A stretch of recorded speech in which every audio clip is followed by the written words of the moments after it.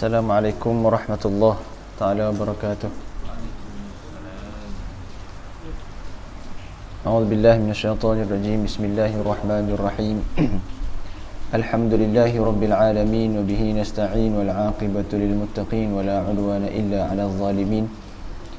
Ashhadu an la ilaha illallah wahdahu la syarika lah wa ashhadu anna sayyidana wa nabiyyana wa qudwatana wa qurrata a'yunina Muhammadan sallallahu alaihi wa alihi wa sahbihi wa sallam.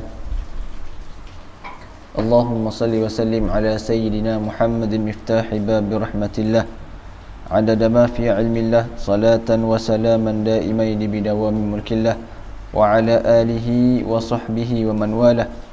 Subhanaka la ilma lana illa ma 'allamtana innaka antal alimul hakim wa la hawla wa la quwwata illa billahil aliyyil azim.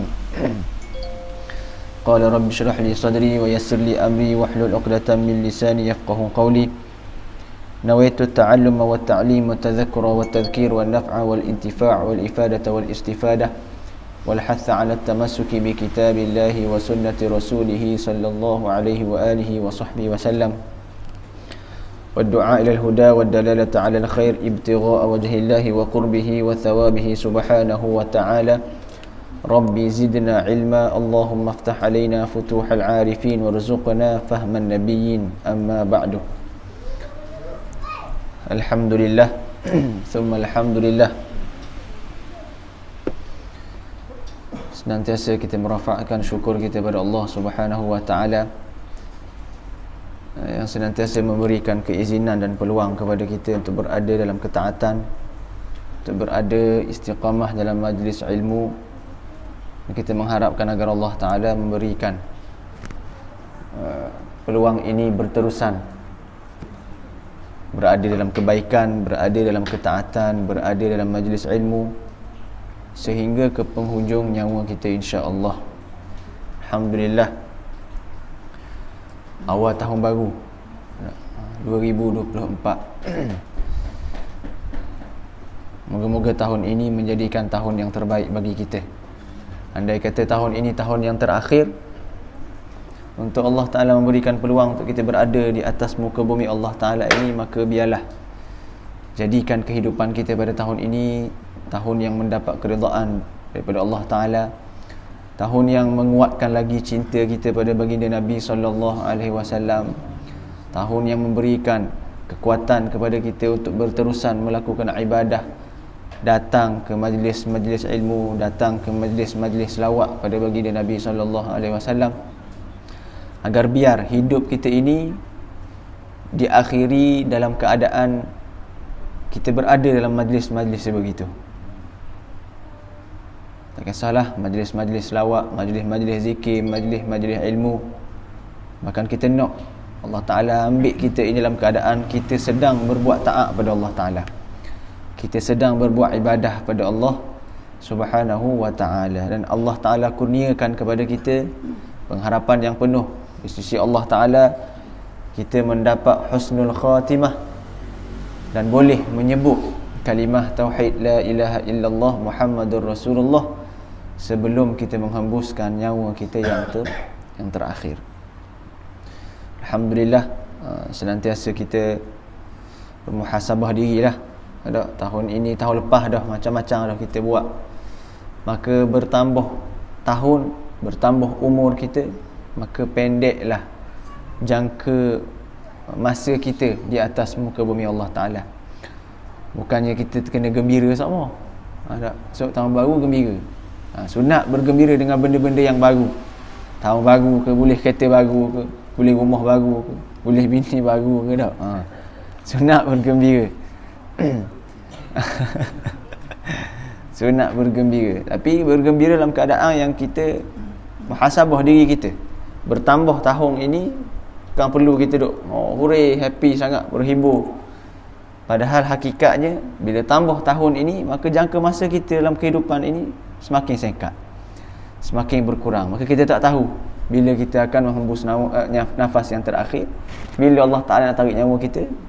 Yang penting kita husnuzan, bersangka baik dengan Allah Ta'ala, agar Allah Ta'ala beri kepada kita dalam keadaan mati husnul khatimah, insya-Allah. Baik.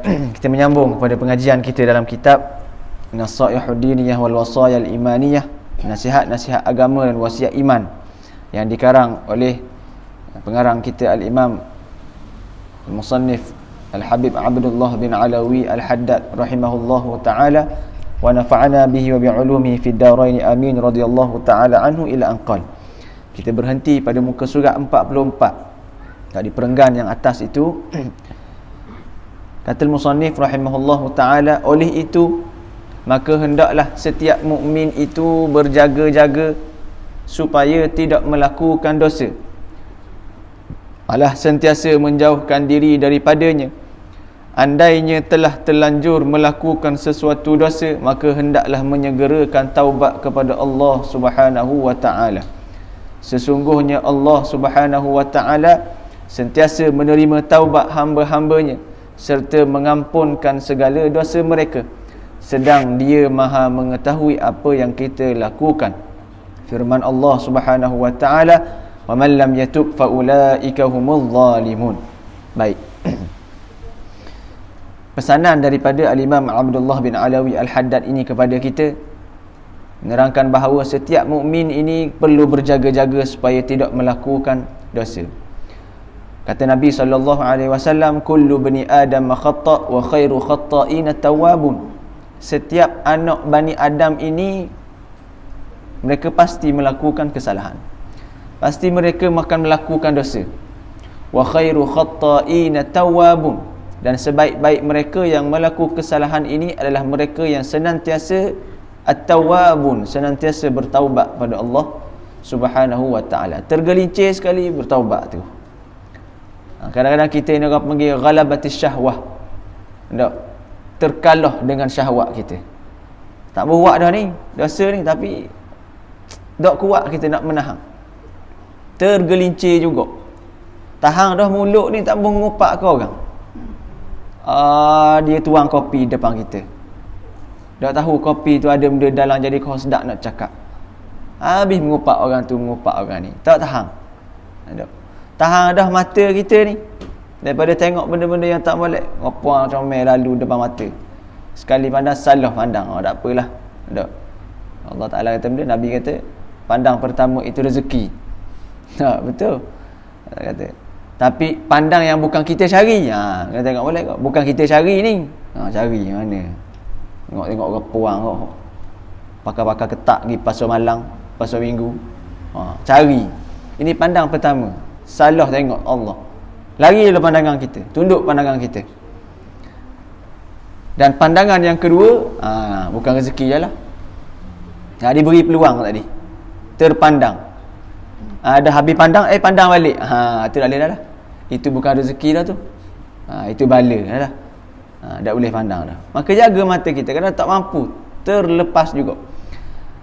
Maka pesan Al-Imam Abdullah bin Alawi Al-Haddad, tergelincir dengan dosa, cepat-cepat bertaubat kepada Allah Subhanahu wa ta'ala. Sebab itu penting kita kena bermuhasabah diri. Mungkin hari ni kita rasa macam tak ada dosa hari ni. Ada sebenarnya. Dosa luar kita ni, dosa dalam hati kita. Ada berasa baik pada orang lain ke, ada rasa besar diri, ada perasaan sombong sikit ke. Maka cepat-cepat bermuhasabah diri kita ni. Kenangkan dosa-dosa kita yang lalu. Di tahun baru ni, kenangkan dosa-dosa kita yang dah lalu. Bukan sekadar kenang saja, Allah banyak buat dosa ni. Bila banyak buat dosa, taubat pada Allah Ta'ala. Pohon keampunan di sisi Allah Subhanahu wa ta'ala. Allah Ta'ala akan menerima taubat kita. Walaupun dosa kita ini dikatakan sebanyak buih di lautan, tetap kita bertaubat dengan bersungguh-sungguh, dengan memenuhi syarat-syarat taubat. Dalam taubat ada 3 syarat sebut dalam Riyadhus Salihin. Syarat yang pertama,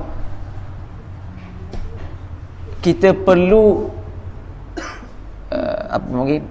yakni bukan dalam keadaan kita bermukim ataupun kita tengah buat maksiat. Syarat yang pertama, kena lari daripada maksiat tu. Maka bukan kita tengah buat maksiat ni, kita rasa aku nak taubat ni, dalam keadaan kita tengah buat maksiat. Tak jadi. Dia kena lari daripada maksiat tu dulu. Berhenti buat maksiat. Senang mudah kira. Berhenti daripada buat maksiat tu dulu. Itu yang pertama. Yang kedua, anyandam, kita menyesal atas perbuatan kita tu. Menyesal. Ada orang dia buat maksiat, dia lari daripada maksiat ni tapi tak menyesal pun. Dia gitu lah, oh aku pernah buat ni dulu, pernah buat dosa ni, aku pernah minum arak, tapi tak menyesal pun minum arak. Tidak ada perasaan menyesal dalam hati dia. Syarat taubat yang kedua adalah kena menyesal dengan apa yang dia dah buat. Dan syarat yang ketiga, tidak ingin kembali lagi pada maksiat tersebut. Okay, contoh, kita pernah tinggal semayang. Tengah duduk tinggal semayang ni, waktu zuhur ni nak tinggal semayang, jadi taubat kita? Tak jadi, kena semayang lah. Maka kita lari daripada nak tinggal semayang tu. Yang pertama, kena tinggal daripada kita tak semayang tu, kena semayang. Yang kedua, kita apa tadi benda? Menyesal. Kalau contoh ada kata kita dah tertinggal semayang kita ni, semayang zuhur tertinggal dalam keadaan sengaja, malah menyesal, ya Allah, menyesalnya aku dah semayang zuhur. Zuhur biasa ingat subuh lah. Dekat orang ngatuk kan, sedap tidur. Allah, menyesalnya aku tak semayang subuh. Hidup aku hari ni rasa tak terterang sangat-sangat. Serabuknya macam-macam. Tinggal subuh lah ni, tinggal semayang subuh lah ni. Maka menyesal dengan perbuatan kita. Yang kedua, azam dalam hati kita, aku tak mau tinggal dah semayang subuh ni. Kadang-kadang aku nak bangun juga.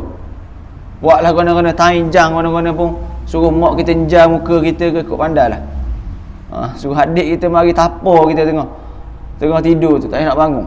Buatlah gana-gana pun. Ada perasaan kita tambuh kembali dah pada maksiat tadi. Andai kata kalau tergelincir sekalipun, cepat-cepat juga kita bertaubat balik pada Allah Ta'ala. Dan Allah Ta'ala akan terima taubat kita. Sangka baik kita pada Allah Ta'ala senantiasa terbuka pintu taubatnya untuk kita. Ada hadis Nabi SAW, Allah Ta'ala akan terima taubat kita malam yugharghar, sebelum panggil apa, nazak kita ni lekat dah nak benda dah. Sebelum daripada tu Allah Ta'ala masih terima lagi taubat kita. Tapi kalau dah habis nak tarik dah tu, dah akan terima dah. Allah Ta'ala dah terima dah taubat kita. Maka sebelum kita nak nazak ni, diri kita nak nazak, ditarik nafas, ditarik nyawa oleh Allah Ta'ala ini, cepat-cepatlah bertaubat. Maka ada dalam hadis Nabi SAW, dalam Riyadhus Salihin ada sebut. Riyadhus Salihin ni karangan Al-Imam Nawawi, hadis-hadis yang dihimpun oleh Al-Imam Nawawi. Allah Ta'ala, mafhumnya lebih kurang dah, saya tak ingat matang ni, mafhumnya lebih kurang, Allah Ta'ala sangat menyukai orang yang bertaubat pada dia. Allah Ta'ala sangat-sangat suka. Maka dikiaskan ataupun dijelaskan dengan keadaannya apa? Nabi SAW sebut seolah-olah seperti seseorang yang menunggang kuda ataupun menunggang unta, dalam keadaan dia bermusafir di satu padang pasir yang memang tak ada benda-benda, dan unta dia itu ada barang makanan dia lah untuk dia bermusafir ni. Dan ketika itu, bila dia turun daripada tunggangan dia, unta ni lari.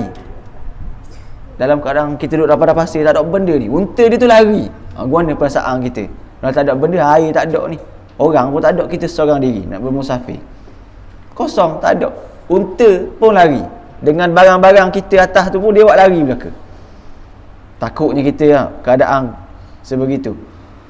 Tibalah kita pun berhenti. Ini disebut dalam hadis ni, Nabi cerita sebagaimana gembiranya Allah Ta'ala dengan taubat seorang hamba dia, seperti mana seorang lelaki ataupun seorang manusia tunggang kuda, tunggang unta di satu kawasan di padang pasir, dan unta itu lari.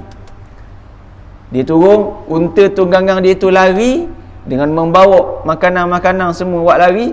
Dan dia berjalan sehinggalah terjumpa satu pokok, dan dia berehat di situ. Ketika mana dia berehat, tiba-tiba unta tadi ada sebelah dia. Maka orang tadi gembira tak gembira? Gembira sangatlah dak, daripada keadaan tak ada benda ni. Kalau tak, matilah aku. Kena 2 hari tak ada gini, mati aku.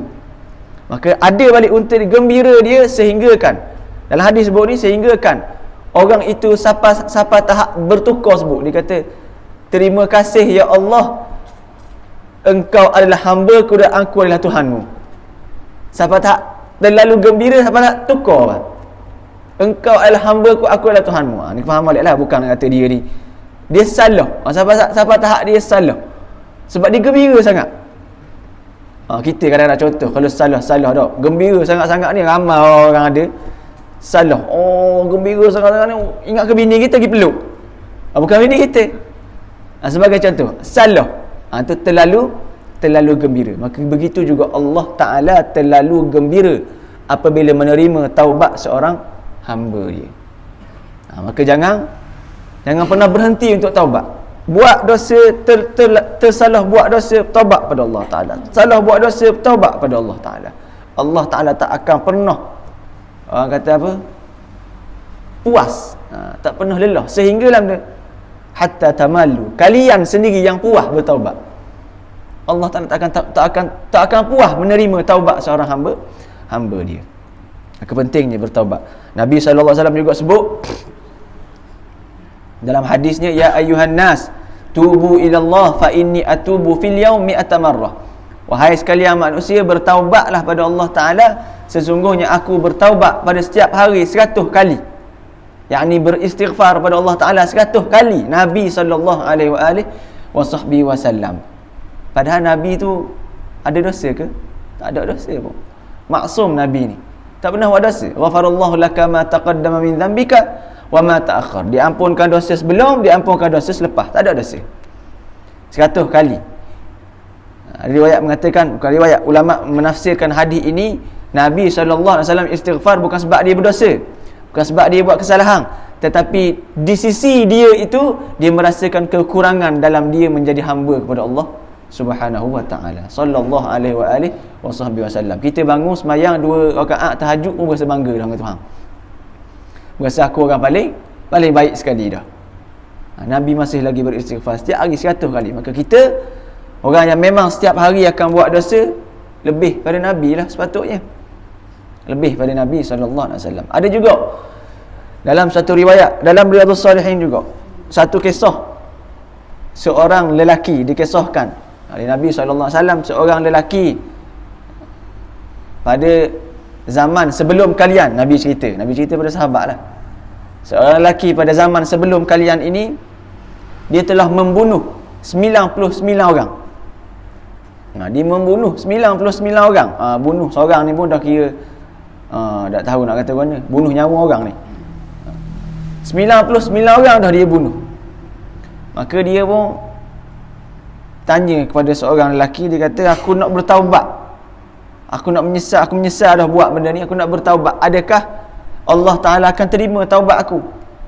Maka orang lelaki ni kata, aku akan bawa kamu bertemu dengan orang yang alim, dia kata, supaya dia lah jawab boleh terima ke tak boleh terima taubat ni. Maka orang lelaki ni dibawa kepada siapa? Bawa kepada pendeta. Pendeta, rahib disebut. Pendeta, bawa kepada pendeta. Kamu, wahai pendeta ni, sebulan ni dia segini mengadulah, aku ini membunuh 99 orang dah. Adakah Allah Ta'ala akan terima taubat aku? Pendeta ni kata, dok, Allah Ta'ala akan terima taubatmu. Mu berat sangat dah, 99 orang dah membunuh. Dia pun tarik pedang dia, dibunuh pula pendeta tadi. Cukup 100 dia bunuh.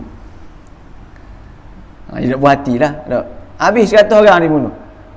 Akhirnya dia nak cari lagi siapa yang boleh jawab pertanyaan dia ni, nak memberikan ada ketenangan dalam hati dia.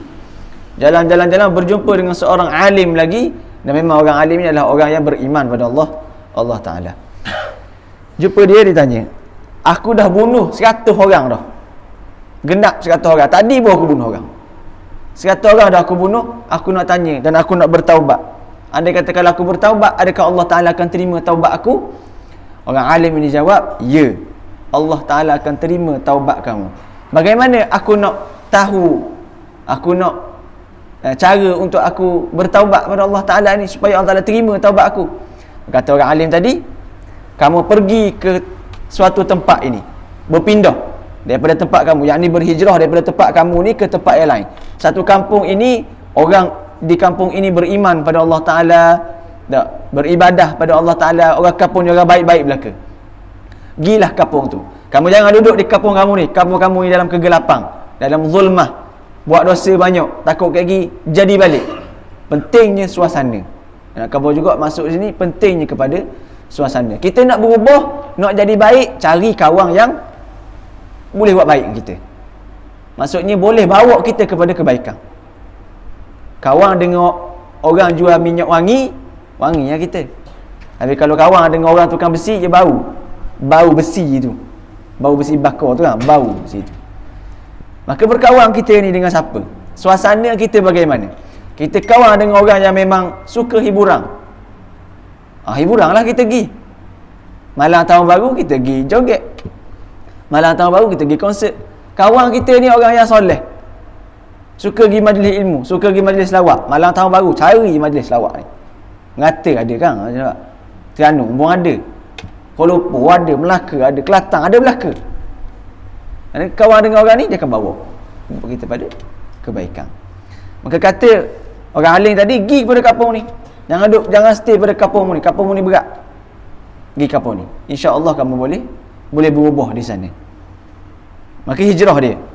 Jalanan dia hijrah. Nak pergi ke kampung ni, tiba-tiba ditakdirkan Allah Ta'ala mati di tengah jalan. Dia mati di tengah jalan. Bila mati di tengah jalan, maka datanglah dua malaikat. Malaikat rahmah dengan malaikat azab. Malaikat apa dia sebut tu lah? Malaikatur rahmah wala malaikatur. Tak ingat malaikat apa dia. Yang penting malaikat dua ni lah. Satu malaikat nak tarik ke syurga, satu malaikat nak tarik ke neraka. Balah dua malaikat ni. Balah dua malaikat ini nak tarik. Masing-masing nak tarik. Aku nak tarik dia ke syurga, sebab dia dah nak bertaubat pada Allah Ta'ala dah ni. Kata malaikat lagi nak tarik ke neraka ni, kata dah boleh. Dia baru bertaubat, amalan pun tak ada benda lagi, baru bertaubat. Maka ditakdirkan Allah Ta'ala turunkan satu malaikat lagi berupa manusia untuk menjadi adil pada dia, pada mereka berdua ni. Maka malaikat ni kata benda, okey, sekarang cara dia guna, hitung perjalanan dia. Kalaulah perjalanan itu dekat dengan kampung yang dia nak berubah, dia akan masuk dalam syurga. Tapi kalau masih lagi dekat, jarak tadi tu masih lagi dekat dengan kampung yang dia jahat tadi ni, maka ambil dia masuk dalam neraka Allah Ta'ala. Hitung, rupanya perjalanan dia tu, dia mati dekat dah dengan kampung yang dia nak berhijrah tadi, kampung baik. Maka Malaikatur Rahmah pun ambil dia masuk ke dalam syurga Allah Ta'ala. Besar dah besar taubat ni. Dia dah buat amalan benda lagi, tapi dia menyesal betul-betul dengan apa yang dia dah buat. Dia nak bertaubat pada Allah Ta'ala, niat dia betul dah. Dia nak menyesal dah dengan apa dia buat. Dia tak mahu kembali pada zaman lalu dia, tak mahu kembali pada keadaan dia dulu. Berhijrah ke tempat lain, nak berubah, nak jadi orang baik, nak duduk dalam ketaatan pada Allah Ta'ala. Akhirnya Allah Ta'ala masukkan dia ke dalam syurga Allah Ta'ala, walaupun tak ada lagi amalan ni. Maka kita tak tahu, bukanlah Allah Ta'ala masukkan kita dalam syurga dengan banyaknya amalan kita. Banyak amalan saja, tapi hati kita ada buruk sangka pada orang. Hati kita ada perasaan sombong. Hati kita ada perasaan hasad. Sia-sia amalan kita. Sia-sia banyaknya sembahyang kita. Sia-sia banyaknya mengaji kita. Maka perlu jaga kepada hati kita ni lah. Itu taubat. Hebatnya taubat ini. Wa man lam yatub fa ulaika humuz zalimun. Barang siapa yang tiada bertaubat, maka mereka itu adalah orang-orang yang aniaya. Zalimun ni apa? Orang yang zalim, orang yang meletakkan sesuatu bukan pada tempat dia. Sepatutnya diri kita ni tak buat dosa, Allah Ta'ala beri pinjang pada kita. Allah Ta'ala beri pinjang, suruh buat taat, suruh buat jaga amanah tangan kita, mulut kita, mata kita, kaki kita. Tiba-tiba kita buat dosa dan kita pun tak bertaubat pada Allah Ta'ala, maka kita tergolong dalam golongan orang-orang yang zalim, orang yang aniaya. Maksudnya mereka telah menganiaya diri sendiri dengan mendedahkannya kepada kemurkaan Allah Ta'ala, disebabkan mereka telah tercebur ke dalam maksiat, malah terus melakukan maksiat itu tanpa bertaubat. Padahal Allah Ta'ala telah menganjurkan kepada mereka untuk bertaubat serta berjanji akan menerima taubat mereka. Allah Ta'ala khabar dah pada kita, mung taubat aku terima. Tinggal kerja kita taubat pada Allah Ta'ala aja. Tapi tak, kita ambil bertaubat. Ini bahaya kalau kita buat maksiat pada Allah Ta'ala, satu bala ataupun kita kata bala lah paling mudah. Bukanlah bala itu kalau kita sakit ke, kita demam ke, kita aksiden, itu bala biasa, sakit pada zahir kita. Tapi bala yang besar di sisi Allah Ta'ala, ataupun bala yang besar yang terkena pada diri kita ini adalah mereka yang bila buat dosa, bila buat maksiat dah tak berasa dah itu adalah dosa. Bila dia tak berasa itulah dosa, dia nak bertaubat ke tak bertaubat? Tak bertaubat dah lah. Dia tak berasa pun dia, ni dosa punya. Tak berasa dah. Tak ada perasaan takut dah. Ini adalah bala yang paling besar. Takut Allah Ta'ala. Bila dalam keadaan kita begini, Allah Ta'ala beri je benda kita nak. Mu nak dia akui. Sampai tahap kita bangga pula. Aku tak semayang pun, molek-molek ada rezeki aku masuk. Bukan tak semayang duha, tak semayang 5 waktu pun Allah Ta'ala beri aku kaya. Aku tak mengaji Quran pun aku tak beli. Tak ada rumah aku Al-Quran, molek-molek ada rumah banglo 3 tekak aku boleh buat. Aku tak sedekah pun pada orang. Tak usah sibuk-sibuk lah nak sebeh berzikir, pergi majlis-majlis ilmu, tak usah sibuk lah. Doa sungguh-sungguh nak minta Tuhan beri kaya ni. 10 kereta balik-balik ada, rumah aku ada. Ni dipanggil dia istidraj. Istidraj akan diberi perkara yang khariqatul adah ataupun khawariqatul adah, perkara-perkara yang mencarikan adat. Luar biasa lah kata. Sepatutnya kita kena kerja, semayang molek, beriman pada Allah, pohon pada Allah, Allah akan bagi rezeki pada kita. Tapi tak, dia ni fasik, tak semayang, tak mengaji, tak berzikir, tak puasa, tak keluar zakat, tak bersedekah dan sebagainya. Tiba-tiba molek boleh kaya, boleh hidup senang. Kan takat makan roti canai aja setiap pagi. Tak, pagi tu makan cikecok dah. Pagi tu makanan mahal dah dia. Spaghetti aglio olio apa habis ada belaka. Nak kabarnya. Untung dia mewah makan tu pula tak makan tangan dah. Duduk orang suap. Makan. Tak semayang pun. Tak semayang subuh tadi. Maka dia akan bangga. Dan dia akan tengok pula. Tengok orang hodok surau tu. Gitu hidup dia. Tak kaya-kaya pun. Pergi semayang subuh. Bangun tengah-tengah pagi. Aku relax selimut, tidur, pukul 8 bangun, makan sedap. Orang suap. Ini akan begitu. Itu yang bagi istidraj. Takut-takut benda sampai ujung nyawa ni pun begitu, maka tak selamatlah dia. Allah Ta'ala tarik nyawa dalam keadaan dia berbangga dengan apa yang dia ada, dan dia tak balikkan apa yang dia dapat ini pada Allah Subhanahu Wa Ta'ala. Contoh kita ada dah belaka Qarun. Tak, harta karung kita sebut tu. Qarun dulu kaya, dulu miskin, minta dengan Allah Ta'ala nak beri dapat kekayaan. Allah Ta'ala beri kekayaan pada dia, tidak balikkan kekayaan dia itu kepada Allah Ta'ala. Dia kata benda ni semua kekayaan ni sebab aku, sebab ilmu aku ni, aku yang buat boleh jadi kaya gini ni, aku berusaha aku boleh jadi kaya gini. Sehinggalah Allah tenggelamkan dia dengan harta-hartanya sekali tenggelam dalam tanah, dalam perut bumi. Sebab tu orang katakan kalau jumpa dalam piti-piti dalam tanah tu, orang kata dia harta karung. Tu harta karung. Jangan pula keluar jalan surau ni nampak piti ketua. Harta karung. Bukan harta karung tu. Ambil ngumung dulu korang. Kau tanya orang dulu. Piti beri ke ni kata. Bukan harta karung. Kalau jumpa kita, jumpa dalam tanah tu. Jumpa dalam tanah pula kena tengok pula. Tanah siapa? Cek dulu macam-macam lah. Itu bak logotah. Dalam pekoh dia sebut. Kena cek dulu. Kena tengok tarikh. Harta tu lama mana. Jangan main jumpa ikut sedak gitu. Harta karung boleh pakai. Bukan. Baik, maka itu Allah Ta'ala akan terima taubat kita. Firman Allah Subhanahu Wa Ta'ala mensifatkan zatnya sebagai maha penerima taubat dan maha pengampun. Ghafiriz zambi wa qabilit taubi syadidil iqab dzil tawli la ilaha illa huwa ilaihil masir.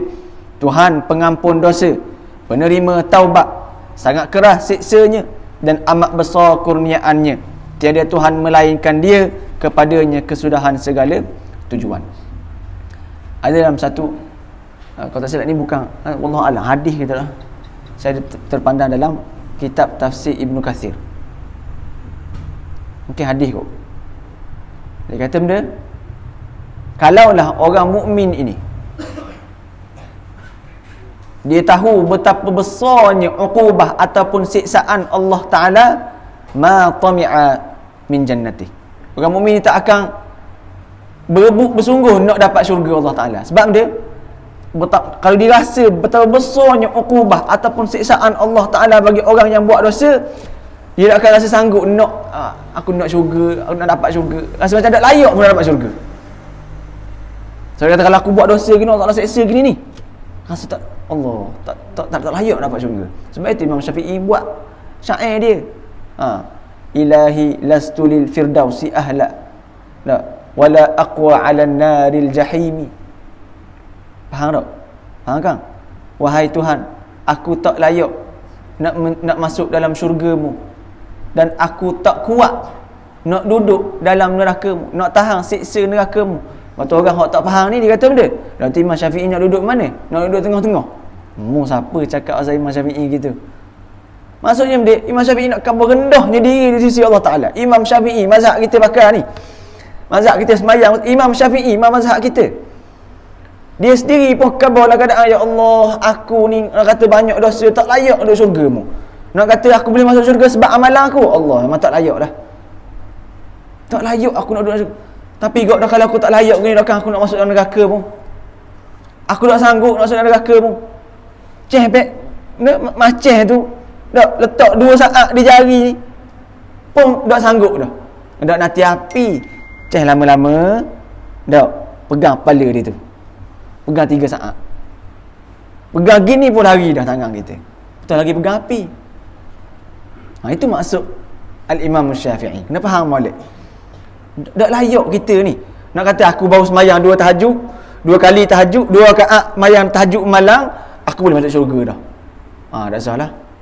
Imam Syafi'i pun kata tak layak nak masuk syurga. Kita siapa dia? Tak. Hari ni memang kita pakai mazhab dia ni, pahala berterusan boleh pada dia ni, pun kata tak layak. Tapi tak sanggup nak masuk dalam neraka ni, takut neraka Allah Ta'ala.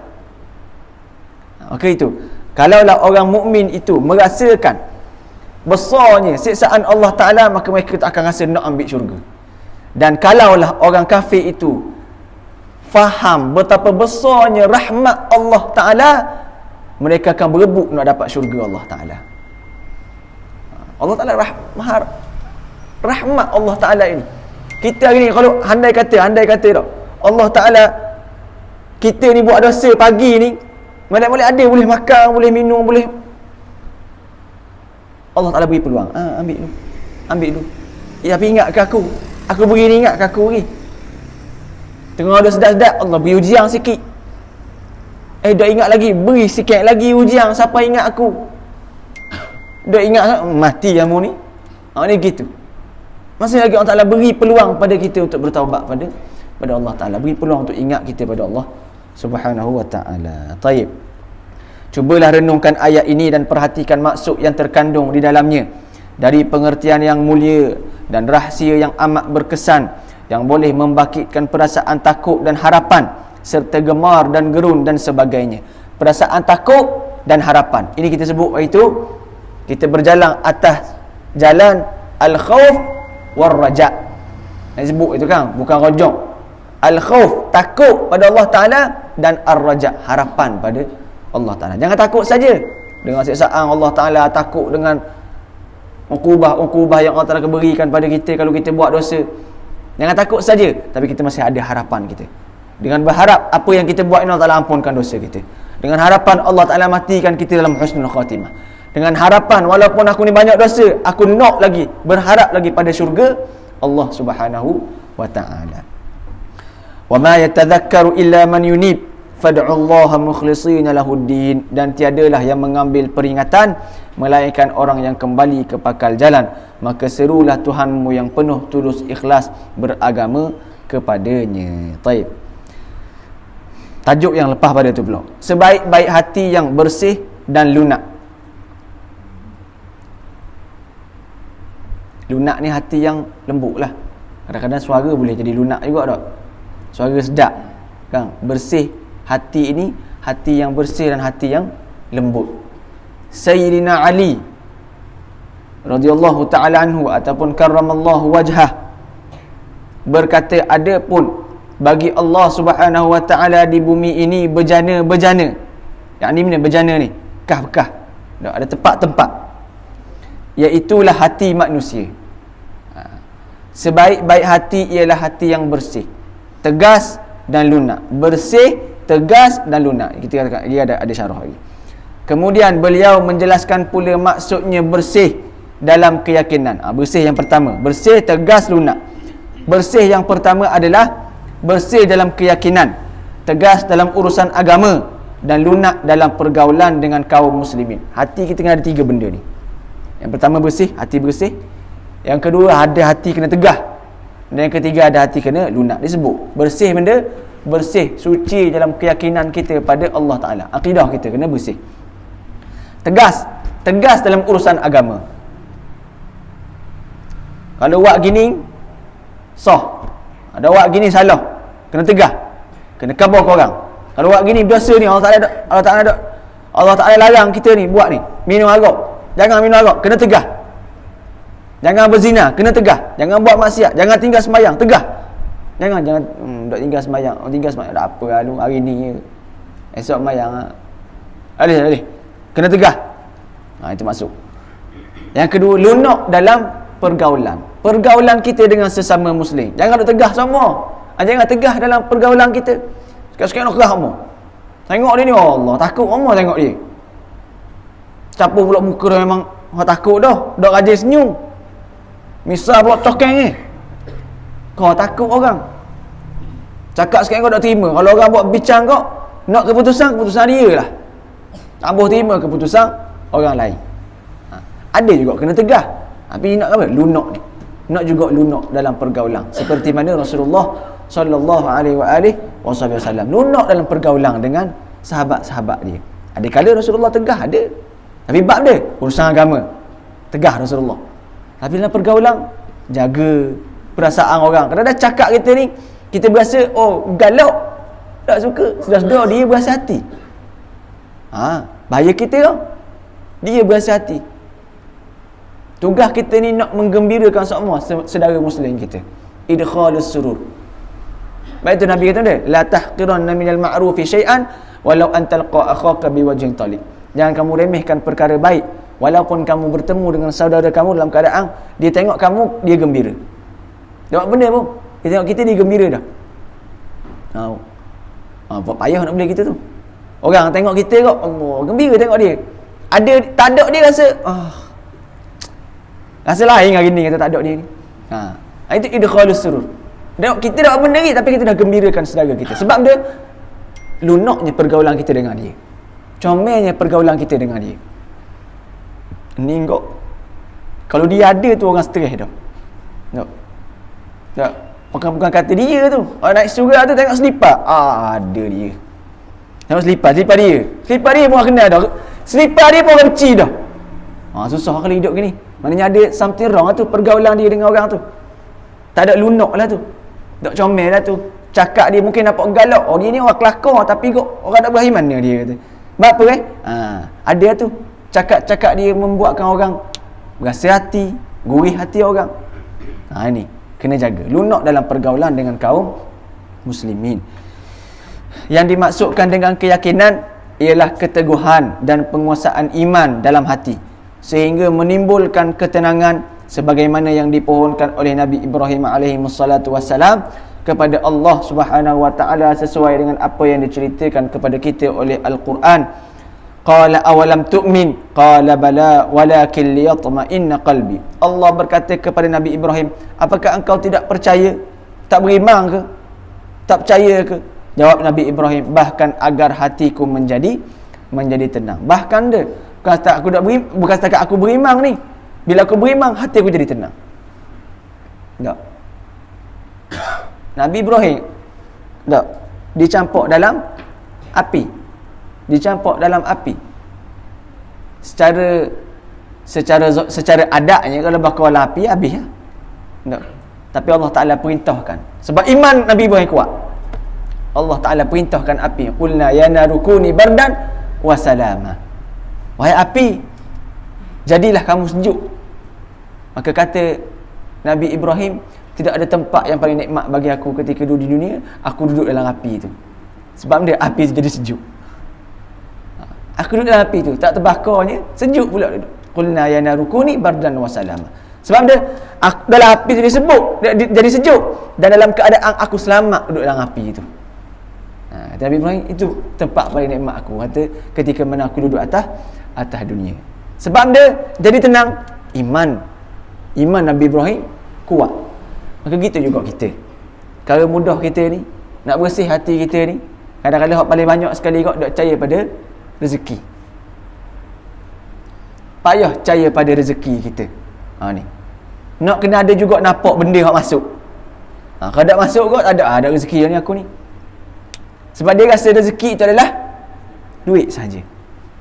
Padahal rezeki itu sangat luas. Ada orang RM10 dalam poket dia. Sebulan tu RM10 boleh pakai. Sebulan tu RM10 ada dalam poket dia. Sebulan tu lah tak keluar pun RM10, tapi dia kenyang, boleh hidup. Sebab dia, kau kata dia mengemih, rezeki tu ada. Mari sama. Walaupun kata mari majlis lewat dah tak? Ada lagi nasi, alhamdulillah. Dah. Mari lewat dah. Tapi kalau Allah kata nak rezeki waktu tu ada juga sikit. Ada je orang adang. Tapi Allah Taala catat dah. Rezeki dia adalah. Walaupun laut lain sekalipun. Adalah juga rezeki itu. Percayalah pada rezeki. Siapa yang memberi rezeki kepada kita, bukan majikan kita, tapi Allah Taala. Allah Taala lah yang memberi rezeki pada kita. Wa ma min dabbatin fil ardi illa 'ala Allah rizquha. Tidak ada suatu benda, suatu makhluk atas dunia ini melainkan Allah Taala dah. Tak dah rezeki dia banyak ni.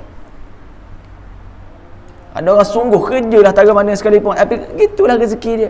Itulah rezeki dia, nak apa? Percaya pada rezeki. Ada satu kisah. Tak? Abang dah tak?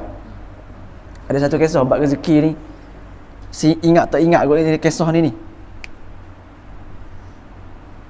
Apalah, cerita balik lagi. Takut salah cerita bab ni. Tapi bab rezeki lah. Bab orang yang tak percaya dengan rezeki dia. Dia diazab dalam kubur. Gitu lebih kurang. Tapi tak apa, kita cerita balik. Kita tengok balik cerita tu. Kisah dia tu. Kerana dia tak percaya kepada Ar-Razzaq, siapa yang memberi rezeki. Dia tak yakin pun pada Allah Ta'ala. Maka nak kepada keyakinan yang kuat dalam hidup kita ni, baru kita tenang.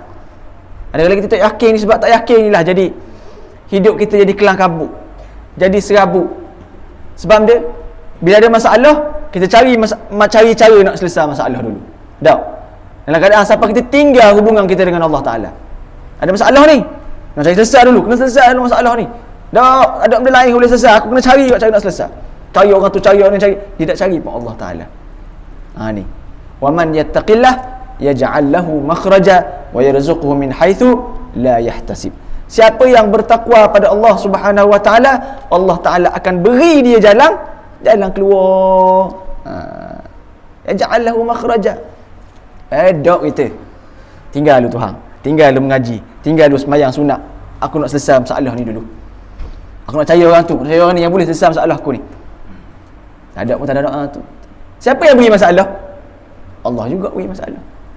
Siapa yang akan keluarkan kita daripada masalah? Allah juga. Siapa yang beri kita sakit? Allah Ta'ala akan beri kita sakit. Siapa yang akan menyihatkan kita balik? Allah Ta'ala akan menyihatkan kita balik.